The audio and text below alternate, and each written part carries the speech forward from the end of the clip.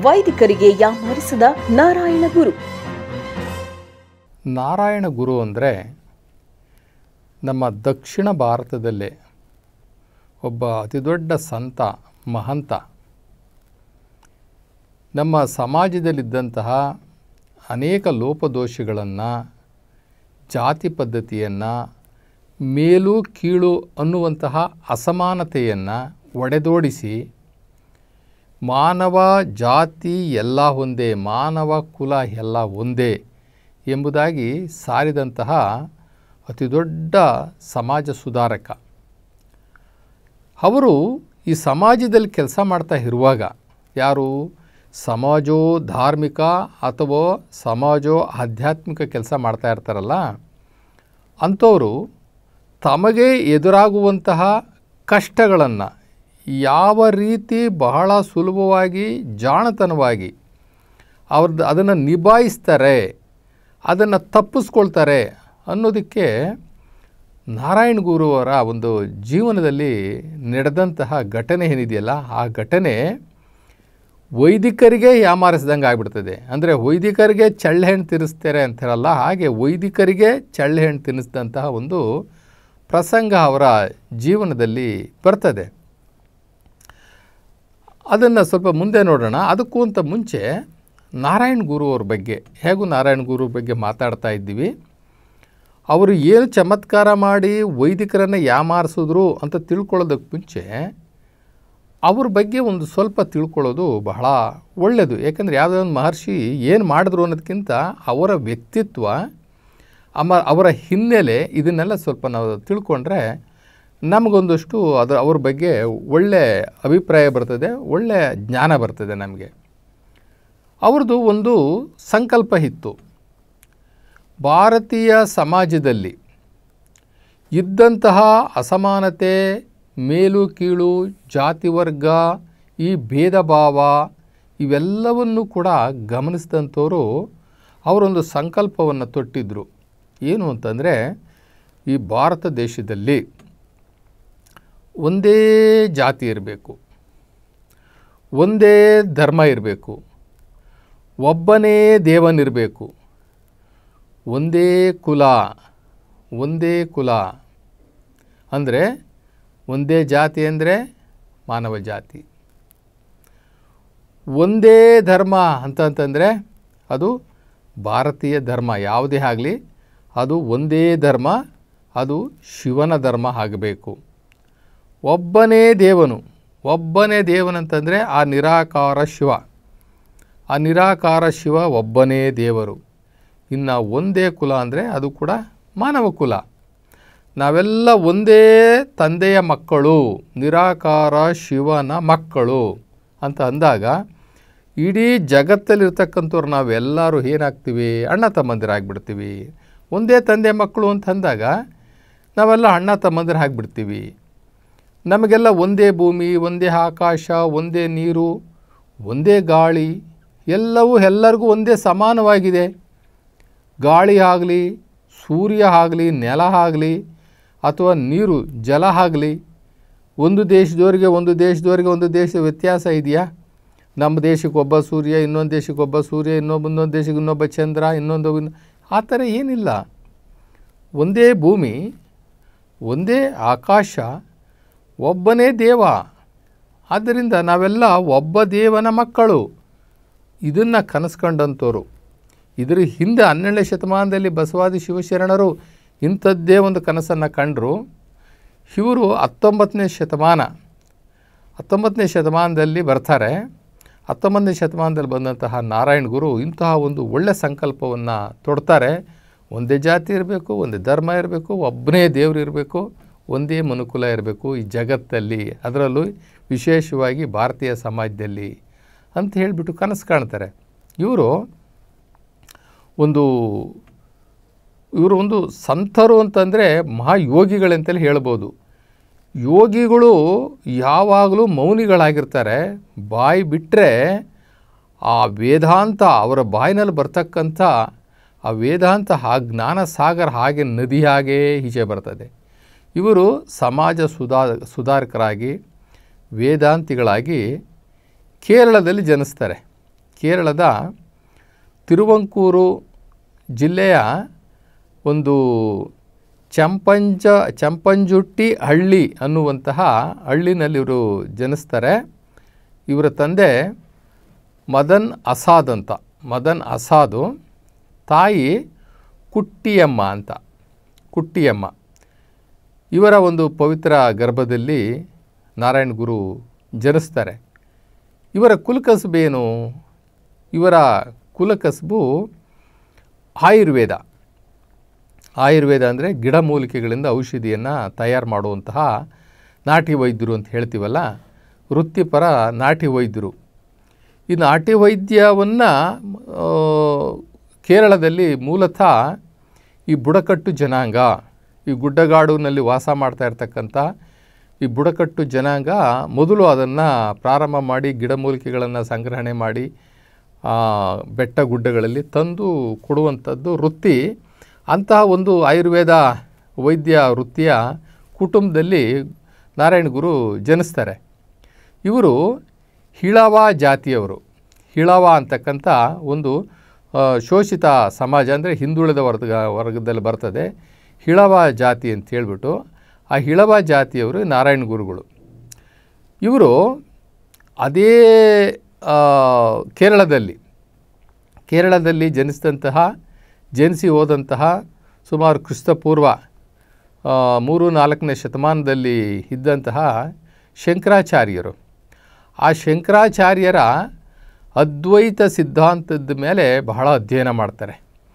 ಅದ್ವೈತ ಸಿದ್ಧಾಂತ ಮತ್ತು ಶಂಕರಾಚಾರ್ಯರು ಹೆಚ್ಚು ಇವ್ರ ಮೇಲೆ ಪ್ರಭಾವ ಬೀರ್ತಾರೆ. ತುಂಬ ಚೆನ್ನಾಗಿ ಎಲ್ಲವನ್ನು ಕೂಡ ಓದ್ಕೊಳ್ತಾರೆ. ಅದ್ವೈತ ಸಿದ್ಧಾಂತದಲ್ಲಿ ಅವರು ಬಹಳ ಪರಿಣಿತರಾಗ್ತಾರೆ, ಗಟ್ಟಿಗರಾಗ್ತಾರೆ. ಆದರೂ ಏನು ಮಾಡೋದು, ವಿಪರೀತ ಆ ಸಮಾಜವನ್ನು, ಆ ಕೇರಳದಲ್ಲಿ ಜಾತಿ ಪದ್ಧತಿ ಏನಿತ್ತಲ್ಲ ಆ ವಿಪರೀತ ಆಗೋಗ್ಬಿಟ್ಟಿತ್ತು. ಅವತ್ತಿನ ಕಾಲಕ್ಕೆ ಜಾತಿ ಪದ್ಧತಿ ಅನ್ನುವಂಥದ್ದು ಮನುಷ್ಯ ಬಹಳ ಕೀಳಾಗಿ ನೋಡುವಂತಹ ಒಂದು ವಿಷಮ ಸ್ಥಿತಿ. ಇದು ಯಾವ ದೇಶದಲ್ಲೂ ಯಾವ ಭೂಪಟದಲ್ಲಿ ಎಲ್ಲೂ ಕೂಡ ನಮ್ಮ ದೇಶದಲ್ಲಿದ್ದಂತಹ ವಿಪರೀತ ಜಾತಿ ಪದ್ಧತಿ ಬೇರೆ ಎಲ್ಲೂ ಕೂಡ ಇದ್ದಿರಲಿಲ್ಲ ಅಂತ ಅನಿಸುತ್ತೆ ನಮಗೆ. ಅದು ಅನ್ಟಚಬಿಲಿಟಿ ಅಂತಕ್ಕಂಥದ್ದು, ಅಸ್ಪೃಶ್ಯತೆ, ಇದು ಬೇರೆ ಎಲ್ಲೂ ಕೂಡ ನಾವು ಕೇಳಿಸ್ಕೊಂಡಿಲ್ಲ. ವರ್ಣ ಭೇದ ಇತ್ತು, ಆದರೆ ಜಾತಿ ಭೇದ ಅಂತಕ್ಕಂಥದ್ದು ನಮ್ಮಲ್ಲೇ ಇದ್ದಿದ್ದು, ಅದು ವಿಪರೀತವಾಗಿತ್ತು.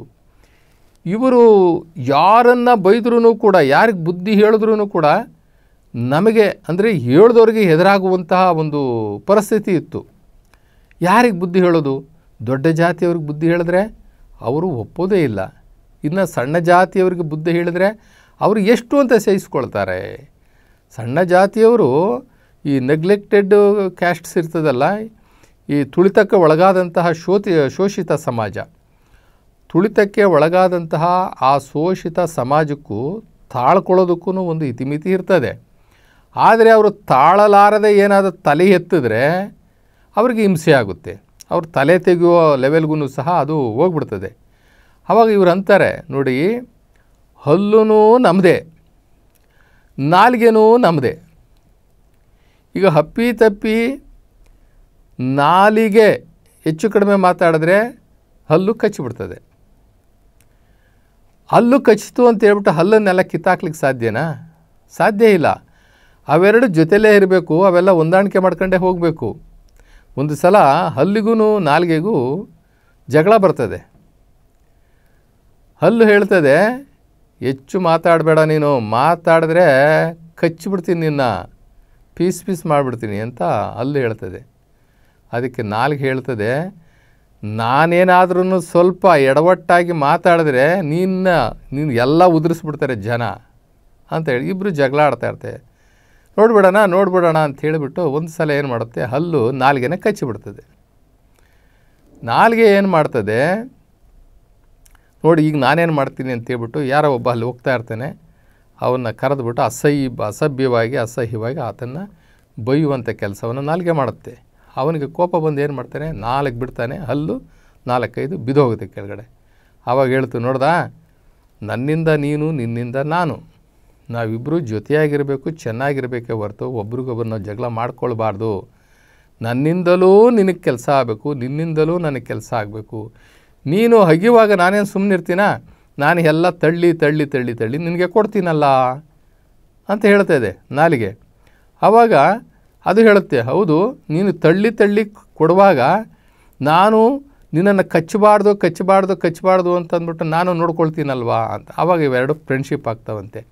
ಹಾಗೆ ಇಲ್ಲಿ ಉತ್ತಮ ಜಾತಿಯವರು ಮತ್ತು ಈ ಶೋಷಿತ ಸಮಾಜದವರು ಯಾವಾಗಲೂ ಘರ್ಷಣೆಯಲ್ಲಿ ಇದ್ದೇ ಇರ್ತಾರೆ. ಯಾವುದೇ ಕಾಲಮಾನದಲ್ಲೂ ಕೂಡ ಒಂದಲ್ಲ ಒಂದು ಘರ್ಷಣೆ, ನಾನು ಮೇಲು ನಾನು ಹೆಚ್ಚು ಅಂತಕ್ಕಂಥದ್ದು. ಅದರಲ್ಲೂ ಕೂಡ ಈ ವೈದಿಕ ಧರ್ಮದಲ್ಲಿರ್ತಕ್ಕಂಥವ್ರು ವೈದಿಕರು ಅಂತ ಅನಿಸ್ಕೊಂಡವ್ರಂತೂ ಅವರು ಕಾಂಪ್ರಮೈಸ್ ಆಗೋದೇ ಇಲ್ಲ.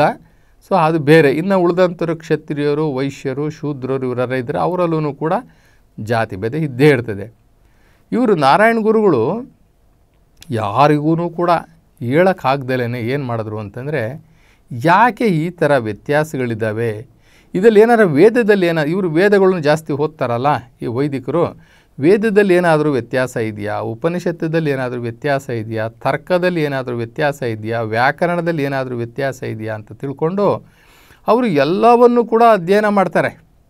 ವೇದ, ಉಪನಿಷತ್ತು, ತರ್ಕ, ವ್ಯಾಕರಣ ಹೀಗೆ ಎಲ್ಲವನ್ನು ಕೂಡ ತುಂಬ ಚೆನ್ನಾಗಿ ತಿಳ್ಕೊಳ್ಬೇಕು, ಜ್ಞಾನ ಸಂಪಾದನೆ ಮಾಡಬೇಕು ಅನ್ನುವಂಥ ದೃಷ್ಟಿಯಲ್ಲಿ ಹೆಚ್ಚು ಅಧ್ಯಯನ ಮಾಡ್ತಾರೆ.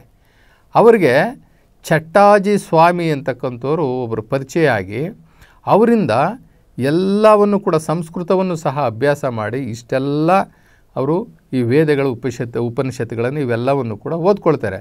ಆದರೆ ಇವರಿಗೆ ಆಶ್ಚರ್ಯ ಆಗುತ್ತೆ, ಎಲ್ಲಿಯೂ ಕೂಡ ಜಾತಿ ಭೇದ ಮಾಡಿಲ್ಲ, ಎಲ್ಲಿಯೂ ಕೂಡ ವರ್ಗ ಭೇದ ಮಾಡಿಲ್ಲ.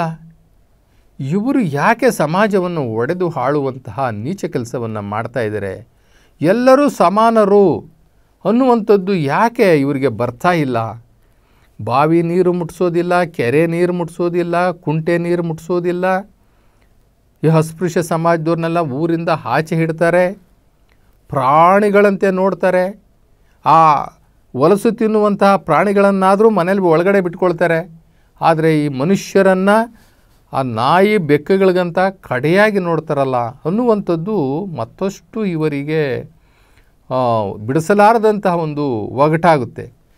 ಇವರು ಅಲ್ಲಿ ಇಲ್ಲಿ ದೇವಸ್ಥಾನಗಳಿಗೆ ಹೋಗೋದು, ಆ ದೇವಸ್ಥಾನಗಳಲ್ಲಿ ಬಯಸ್ಕೊಂಡು ಬರುವಂಥದ್ದು, ಆ ದೇವಸ್ಥಾನಗಳಲ್ಲಿ ಒಂದು ಅಸ್ಪೃಶ್ಯತೆ ಆಚರಣೆ ಪ್ರಾರಂಭ ಆಗಿದ್ದೇ ದೇವಸ್ಥಾನಗಳಲ್ಲಿ ಅಂತ ಹೇಳಬಹುದು. ದೇವಸ್ಥಾನದಲ್ಲಿ ಅಸ್ಪೃಶ್ಯತೆಯ ಅದೊಂದು ಕೇಂದ್ರ, ಆವತ್ತಿನ ಕಾಲಕ್ಕೆ ಅಸ್ಪೃಶ್ಯತೆಯ ಕೇಂದ್ರವೇ ಆಗಿತ್ತು ಆ ದೇವಸ್ಥಾನಗಳು. ಈಗ ಉಳ್ಳವರಿಗೆ ಒಂದು ದೇವಸ್ಥಾನ, ನೀಚರಿಗೆ ಒಂದು ದೇವಸ್ಥಾನ, ಉತ್ತಮ ಜಾತಿಯವರಿಗೆ ಒಂದೊಂದು ದೇವರುಗಳು, ತುಳಿತಕ್ಕೆ ಒಳಗಾದಂತಹ ಕಡೆಗಣಿಸಲ್ಪಟ್ಟಂಥ ಅವರಿಗೆ ಒಂದು ಶೂದ್ರಾರಾಧನೆಯ ದೇವರುಗಳು. ದೇವರ ವಿಷಯದಲ್ಲೂ ಸಹ ಅನೇಕ ವೈವಿಧ್ಯತೆಯನ್ನು ನಾವು ಅವತ್ತಿನ ಕಾಲದಲ್ಲಿ ನೋಡ್ತಾಯಿದ್ರು.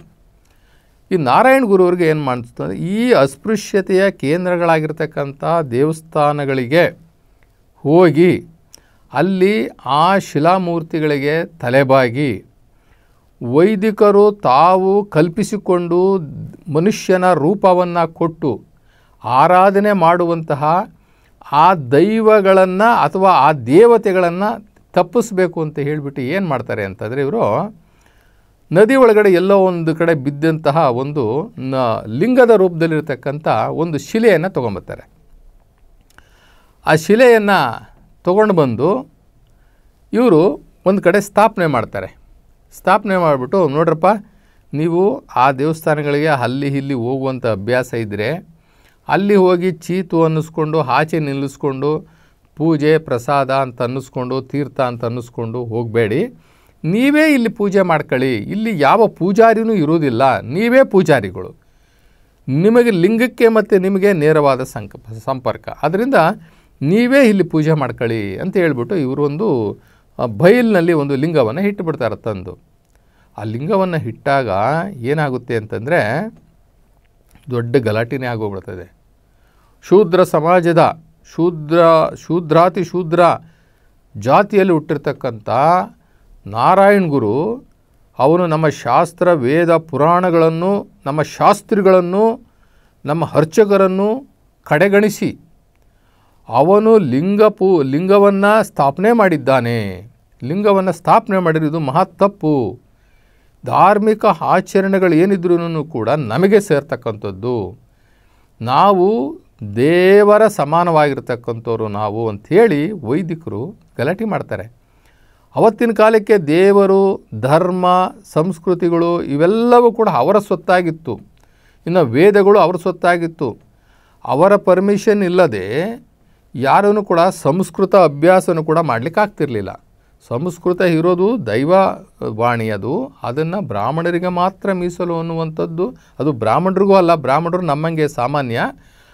ಈ ವೈದಿಕರು ಆ ಬ್ರಾಹ್ಮಣರಲ್ಲಿ ಇನ್ನೊಂದು ಸ್ಟೆಪ್ ಮೇಲೆ, ಬ್ರಾಹ್ಮಣರಲ್ಲಿ ಇನ್ನೊಂದು ಸ್ಟೆಪ್ ಮೇಲೆ ಅಂತಂದರೆ ವೈದಿಕರು ಅಂತ ಹೇಳ್ಬಿಟ್ಟು, ಅಂದರೆ ಈ ಶಾಸ್ತ್ರಗಳನ್ನು ಮಾಡಿಸುವಂಥವರು, ಆಚರಣೆಗಳನ್ನು ಮಾಡಿಸುವಂಥವರು, ಈ ಮಂಗಳ ಕಾರ್ಯಗಳನ್ನು ಮಾಡಿಸುವಂಥವ್ರು ಇವರೆಲ್ಲ ಇದ್ದಾರಲ್ಲ, ಅವರಿಗೆ ವೈದಿಕರು ಅಂತ ಕರೀತಾರೆ. ಆ ವೈದಿಕರಿಗೆ ಫಸ್ಟು ಬಲಿಯಾಗಿದ್ದು ಈ ಬ್ರಾಹ್ಮಣರು. ನಂತರ ದಿನಗಳಲ್ಲಿ ವೈಶ್ಯರು, ಶೂದ್ರರು, ಈ ರೀತಿ ಎಲ್ಲರೂ ಅವರು ಕೂಡ ಶರಣಾಗ್ತಾರೆ. ಇಲ್ಲಿ ಅವರು ದೇವರ ವಿಚಾರದಲ್ಲಿ ಯಾರೇ ಒಂದು ಏನೇ ಮಾಡಬೇಕಾದ್ರೆ ವೈದಿಕರೇ ಮಾಡಬೇಕು, ಶಾಸ್ತ್ರಿಗಳೇ ಮಾಡಬೇಕು, ಪುರೋಹಿತರುಗಳೇ ಮಾಡಬೇಕು ಅಂತಕ್ಕಂಥದ್ದಿತ್ತು.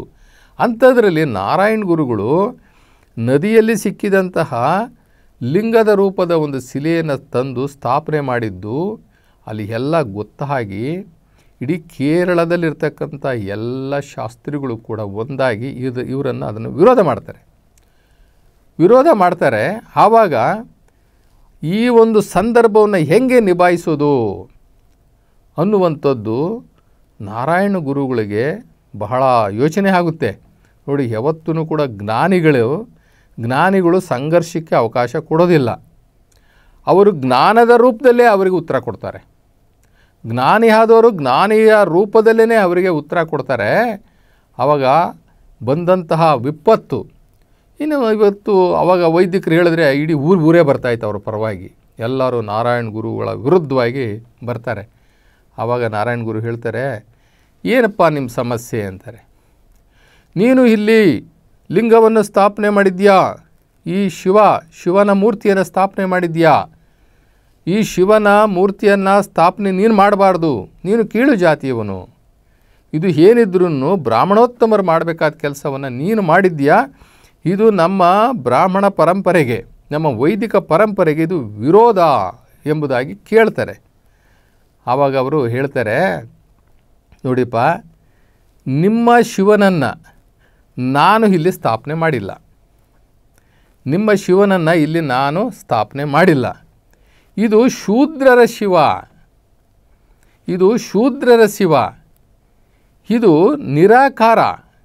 ನಾನು ಸ್ಥಾಪನೆ ಮಾಡಿರ್ತಕ್ಕಂಥ ಈ ಲಿಂಗ ಇದೆಯಲ್ಲ, ಇದು ನಿರಾಕಾರ ಶಿವನ ಕುರುಹು, ಈ ನಿರಾಕಾರ ಶಿವನ ಲಿಂಗ. ನಿಮ್ಮ ಶಿವ ಪಾರ್ವತಿಪತಿ ಶಿವ, ನಿಮ್ಮ ಶಿವ ಯೋಗಿ ಶಿವ, ನಮ್ಮ ಶಿವ ಪರಶಿವ. ಅದರಿಂದ ನಿಮ್ಮ ಶಿವನನ್ನು ನಾವು ಇಲ್ಲಿ ಸ್ಥಾಪನೆ ಮಾಡಿಲ್ಲ. ಇದು ಶೂದ್ರರ ಶಿವ ಆಗಿದ್ದರಿಂದ ನಾವೇ ಸ್ಥಾಪನೆ ಮಾಡ್ಕೊಂಡಿದ್ದೀವಿ. ಅದರಿಂದ ನೀವಿಲ್ಲಿ ಬಂದರೆ ನಿಮಗೇ ಮಲಿನ ಆಗುತ್ತೆ, ನೀವೇ ಮಲಿನ ಆಗಿಬಿಡ್ತೀರಾ ಅಂದ್ಬಿಟ್ಟು ನಾವು ನಿಮ್ಮನ್ನು ಕರೆಸಿಲ್ಲ. ನಿಮ್ಮ ಪಾವಿತ್ರತೆಯನ್ನು ಕಾಪಾಡಲಿಕ್ಕೋಸ್ಕರ ನಾವು ನಿಮ್ಮನ್ನು ಕರೀಲಿಲ್ಲ.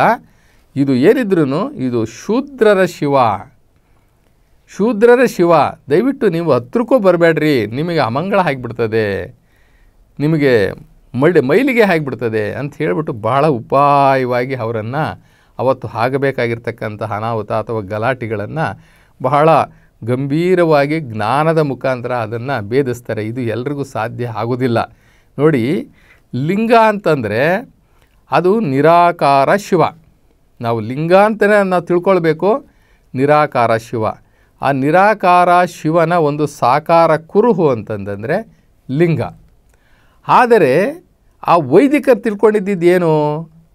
ವೈದಿಕರು ತಿಳ್ಕೊಂಡಿದ್ದು ಲಿಂಗ ಅಂತಂದರೆ ಪಾರ್ವತಿಪತಿ ಶಂಕರ ಅಂತ ತಿಳ್ಕೊಂಡಿದ್ರು.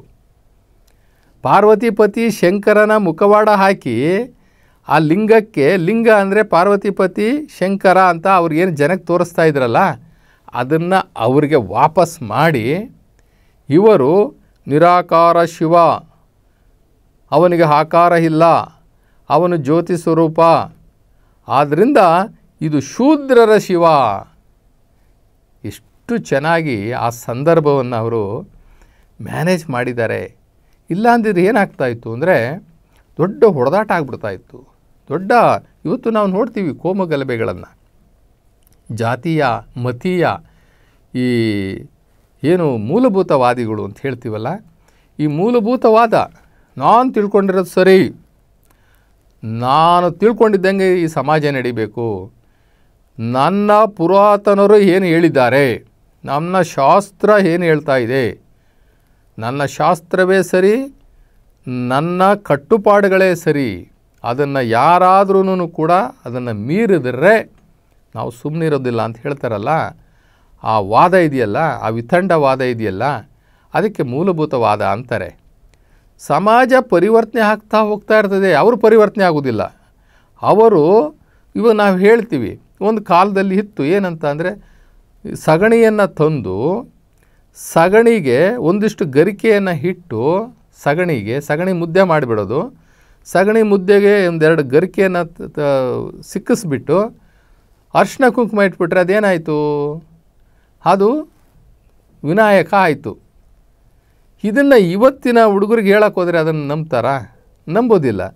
ಅಂದರೆ ಅದೇ ಒಂದು ವಾದ, ಅದು ಬೇಡ ಅಂತ ಹೇಳೋದು ಏನಾಗುತ್ತೆ ಅಂತಂದರೆ ಅದು ಏನೋ ವಿರೋಧ ಮಾಡ್ದಂಗೆ ಆಗುತ್ತೆ. ಹೀಗೆ ಸಮಾಜ ಬದಲಾವಣೆ ಆದಂಗೆ ನಾವು ಕೂಡ ಬದಲಾವಣೆ ಆಗಬೇಕು. ಸಂಶೋಧನೆ ಅಂತಕ್ಕಂಥದ್ದು ಎಲ್ಲ ಕ್ಷೇತ್ರದಲ್ಲೂ ಕೂಡ ಸಂಶೋಧನೆ ಆಗ್ತಾ ಇರ್ತದೆ. ಪರಿವರ್ತನೆ ಅಂತಕ್ಕಂಥದ್ದು ಜಗದ ನಿಯಮ. ನಾವು ಅಜ್ಞಾನದಿಂದ ವಿಜ್ಞಾನದ ಕಡೆಗೆ, ವಿಜ್ಞಾನದಿಂದ ಬ್ರಹ್ಮಜ್ಞಾನದ ಕಡೆಗೆ ಪಯಣ ನಿರಂತರವಾಗಿ ಸಾಕ್ತಾನೇ ಇರಬೇಕು. ನಾವು ಯಾವುದೋ ಕ್ರಿಸ್ತ ಪೂರ್ವದಲ್ಲೋ ಅಥವಾ ಇನ್ಯಾವುದೋ ಓಬಿರಾಯನ್ ಕಾಲದಲ್ಲೋ ಇನ್ಯಾವುದೋ ಕಾಲದಲ್ಲಿ ಇರೋದನ್ನೇ ನಾವು ಹಿಡ್ಕೊಂಡು ಬಿಟ್ಟು ವಾದ ಮಾಡ್ತೀವಲ್ಲ, ಅದಕ್ಕೆ ಮೂಲಭೂತವಾದ ಅಂತ ಹೇಳ್ತೀವಿ.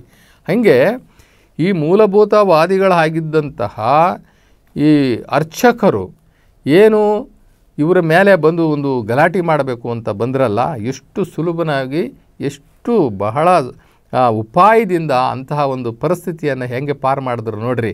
ನಿಮ್ಮ ಶಿವನೇ ಬೇರೆ, ನಮ್ಮ ಶಿವನೇ ಬೇರೆ. ನಮ್ಮ ಶಿವ ಶೂದ್ರರ ಶಿವ, ನಿಮ್ಮ ಶಿವ ಪಾರ್ವತಿಪತಿ ಶಿವ ಶಂಕರ ಅವನು. ಅದರಿಂದ ಆ ಶಂಕರನನ್ನು ನಾವಿಲ್ಲಿ ಸ್ಥಾಪನೆ ಮಾಡಿಲ್ಲ. ಇದು ಶೂದ್ರರ ಶಿವ, ಇದು ನಿರಾಕಾರ ಶಿವ. ಆದ್ದರಿಂದ ನಿಮ್ಮನ್ನು ನಾವೇನಕ್ಕೆ ಕರೆಸಲಿಲ್ಲ ಅಂದರೆ, ಇದು ಶೂದ್ರರ ಶಿವ ಆಗಿದ್ದರಿಂದ ನಿಮ್ಮನ್ನು ಕರೆಸಲಿಲ್ಲ. ನಿಮ್ಮ ಪಾವಿತ್ರತೆಯನ್ನು ನಾವು ಕಾಪಾಡಿದ್ದೀವಿ, ನಿಮ್ಮ ಶ್ರೇಷ್ಠತೆಯನ್ನು ನಾವು ಕಾಪಾಡಿದ್ದೀವಿ ಅಂತ ಹೇಳಿ ಆ ಸಂದರ್ಭವನ್ನು ಭೇದಿಸಿಕೊಟ್ಟಂತಹ, ಆ ಸಂದರ್ಭವನ್ನು ಬಹಳ ತಿಳಿ ಮಾಡಿದಂತಹ ಆ ಮಹಾತ್ಮ, ಅದು ಹೇಗೆ ಅವ್ರಿಗೆ ಮೈಂಡಿಗೆ ಇದು ಬಂತು, ಅದು ಯಾವತ್ತೂ ಅಷ್ಟೇ ಮಹಾತ್ಮರೇ. ಯಾರು ಶಿವತತ್ವಜ್ಞಾನಿಗಳು ಶಿವಾಚಾರಿಗಳಾಗಿದ್ದಾರಲ್ಲ, ಅವರು ಇಂತಹ ಎಷ್ಟೋ ಸಂದರ್ಭಗಳನ್ನು ಬಹಳ ಸರಳವಾಗಿ ಬಿಡಿಸಿಬಿಡ್ತಾರೆ. ಅವರು ಅಷ್ಟಕ್ಕೆ ಬಿಡಲಿಲ್ಲ. ಇವರೇನು ಮಾಡಿದ್ರು ಅಂದರೆ, ಸಮಾಜ ಪರಿಪಾಲನಾ ಯೋಗಂ ಅಂತ ಹೇಳಿಬಿಟ್ಟು ಒಂದು ಸಂಸ್ಥೆಯನ್ನು ಕಟ್ತಾರೆ.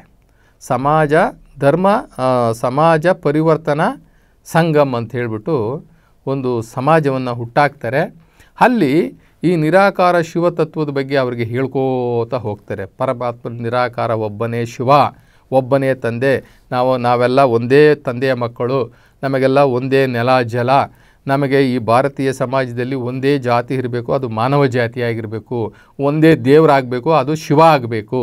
ನೋಡ್ರಿ ಎಷ್ಟು ಚೆನ್ನಾಗಿ ಹೇಳಿದ್ದಾರೆ ಅಂದರೆ, ಒಂದೇ ಜಾತಿ ಆಗಬೇಕಂತೆ ಅದು ಮಾನವ ಜಾತಿ, ಒಂದೇ ದೇವರಾಗಬೇಕಂತೆ ಅಂದರೆ ಅವನು ಶಿವ ಆಗಬೇಕು, ಒಂದೇ ಧರ್ಮ ಯಾವುದು ನಮ್ಮ ಭಾರತೀಯ ಸಮಾಜದಲ್ಲಿ ಒಂದೇ ಧರ್ಮ ಶಿವಧರ್ಮ ಆಗಬೇಕು ಅನ್ನುವಂಥದ್ದು. ಕೊನೆಗೆ ಇವ್ರು ಏನು ಮಾಡ್ತಾರೆ ಅಂತಂದರೆ, ಆ ಸಂಘಟನೆಯೆಲ್ಲ ದೊಡ್ಡದು ಮಾಡ್ತಾ ಒಂದು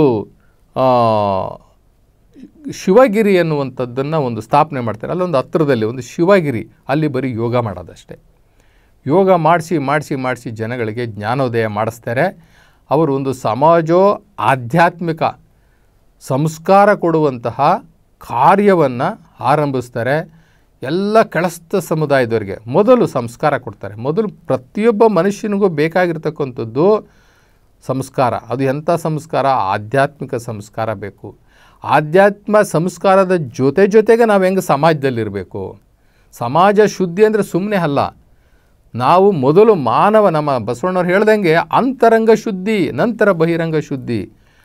ನಾವು ಪ್ರತಿಯೊಬ್ಬ ಮನುಷ್ಯನೂ ಈ ಸಮಾಜದ ಒಂದು ಬಿಡಿ ಭಾಗಗಳಾಗಿರೋದ್ರಿಂದ ನಾವು ಸರಿ ಹೋದರೆ ಮಾತ್ರ ಒಂದು ಉತ್ತಮ ಸಮಾಜವನ್ನು ನಾವು ನೋಡಬಹುದು. ಮನುಷ್ಯನು ಸರಿಯೋಗದೇ ಇರದೆ ನಾವು ಒಂದು ಒಳ್ಳೆಯ ಸಮಾಜವನ್ನು ಸೃಷ್ಟಿ ಮಾಡಲಿಕ್ಕೆ ಆಗೋದಿಲ್ಲ. ಅವರು ಆ ಶಿವಗಿರಿನ ಸ್ಥಾಪನೆ ಮಾಡಿ ಶಿವಗಿರಿಯಲ್ಲಿ ಸಮಾಜೋ ಆಧ್ಯಾತ್ಮಿಕ ಸಂಸ್ಕಾರ್ಯ ಕಾರ್ಯಗಳನ್ನು ಪ್ರಾರಂಭ ಮಾಡಿ ಜನಗಳಿಗೆ ಸಂಸ್ಕಾರ ಕೊಡ್ತಾರೆ. ಇಲ್ಲಿ ಇವರ ಒಂದು ಬುದ್ಧಿವಂತಿಕೆಯ ವಿಚಾರ ಇವತ್ತೂ ಕೂಡ ಕೇರಳದಲ್ಲಿ ಮಾತಾಡ್ತಾರೆ. ಏನು ಅಂತಂತಂದರೆ, ನಮ್ಮ ಶಿವ ಬೇರೆ, ನಿಮ್ಮ ಶಿವ ಬೇರೆ, ನಮ್ಮ ಶಿವ ಬೇರೆ, ನಿಮ್ಮ ಶಿವ ಬೇರೆ ಅನ್ನುವಂಥದ್ದು ಇವತ್ತು ಕೇರಳದಲ್ಲಿ ಮನೆ ಮಾತಾಗಿರ್ತಕ್ಕಂಥ ವಿಚಾರ. ಸಂದರ್ಭಕ್ಕೆ ತಕ್ಕಂತೆ ನಾವು ಏನು ಮಾಡಬೇಕು ಅಂತಂದರೆ, ಯಾರೋ ಒಬ್ಬರು ಬರ್ತಾರೆ ನಮ್ಮ ಮೇಲೆ ಏನೋ ಜಗಳ ಮಾಡ್ತಾರೆ, ನಮ್ಮ ದೇವರನ್ನು ನೀನು ಬೈದ್ಬಿಟ್ಟಂತೆ, ನಮ್ಮ ದೇವರು ಅಪ್ಪ ನಿಮ್ಮ ದೇವರೇ ಬೇರೆ, ನಮ್ಮ ದೇವರೇ ಬೇರೆ, ನಿಮ್ಮ ದೇವ್ರು ನಿಮಗೆ, ನಮ್ಮ ದೇವ್ರು ನಮಗೆ, ನಿಮ್ಮದು ಶ್ರೇಷ್ಠತೆ ನಂದು ಶ್ರೇಷ್ಠತೆ ಅಂತ ಅಂದ್ಬಿಟ್ರೆ ಆ ಸಂದರ್ಭದಲ್ಲಿ ಮುಗ್ದೋಯ್ತು. ಆದರೆ ಇಲ್ಲಿ ಪಾವಿತ್ರ್ಯತೆ ಬಹಳ ಮುಖ್ಯ. ಯಾವ ಶಿವನನ್ನು ಇವರು ಒಪ್ಕೊಂಡ್ರು ಅನ್ನೋದು ಮುಖ್ಯ. ಯಾವ ಶಿವನನ್ನು ಒಪ್ಕೊಂಡ್ರು? ವ್ಯಕ್ತಿ ಶಿವನನ್ನು ಒಪ್ಕೊಳ್ಳಿಲ್ಲ, ಆ ಶಕ್ತಿ ಶಿವನನ್ನು ಒಪ್ಕೊಂಡ್ರು, ಆ ನಿರಾಕಾರ ಶಿವನನ್ನು ಒಪ್ಕೊಂಡ್ರು. ಆ ನಿರಾಕಾರ ಶಿವನನ್ನು ನಾವು ಇಲ್ಲಿ ಸ್ಥಾಪನೆ ಮಾಡಿದ್ದೀವಿ ಅಂತ ಹೇಳಿದ್ರು. ಅಲ್ಲಿ ಅವರು ಎಂಥ ಸಂದರ್ಭದಲ್ಲೂ ಕೂಡ ಸತ್ಯನೇ ಹೇಳಿದ್ದಾರೆ, ಸತ್ಯವನ್ನೇ ಸಾಧನೆ ಮಾಡಿದ್ದಾರೆ. ಅದು ಶಿವ ಸಂಸ್ಕಾರದ ಮಾತುಗಳನ್ನೇ ಹೇಳಿದ್ದಾರೆ. ಆದ್ದರಿಂದ ಇಂತಹ ಮಹಾತ್ಮರು ಯಾವತ್ತೂ ಕೂಡ ನಮ್ಮ ಸಮಾಜಕ್ಕೆ ಆದರ್ಶ. ನಾವು ಸಾಧ್ಯವಾದರೆ ಇನ್ನೊಂದಷ್ಟು ವಿಚಾರಗಳನ್ನು ನಾರಾಯಣ ಗುರುಗಳ ಬಗ್ಗೆ ತಿಳ್ಕೊಳ್ಳುವಂಥ ಪ್ರಯತ್ನವನ್ನು ಮುಂದಿನ ದಿನಗಳಲ್ಲಿ ಮಾಡೋಣ.